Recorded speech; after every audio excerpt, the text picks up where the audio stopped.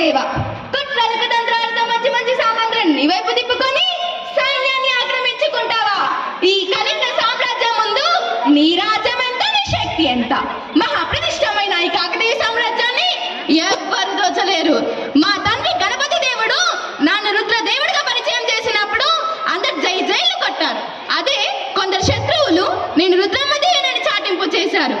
రుద్ర దేవుడు అన్నప్పుడు జై జైలు కొట్టినప్పుడు నేను రుద్రమ్మ దేవిని తెలిసినప్పుడు అంత నన్ను నిలదీశారు. ఆడి సాధించలేదా? అది పరిపాలించలేదా? ప్రాణుల ప్రాంతాల పట్ల, రైతుల పట్ల, స్త్రీల పట్ల ప్రత్యేక అభివృద్ధి శ్రద్ధతో పనులు నిర్వహిస్తాను. గోపురాలు కట్టించాను, చెరువులు తవ్వించాను, శ్రీ విద్యకు బాటలను వేశాను. మొత్తంగా ప్రజలకు నచ్చే విధంగా, వారు మెచ్చే విధంగా ధైర్య శౌర్య సాహసాలు చేసి ఆంధ్రదేశంలో ఒక వేగు చుట్టూగా నిలిచాను.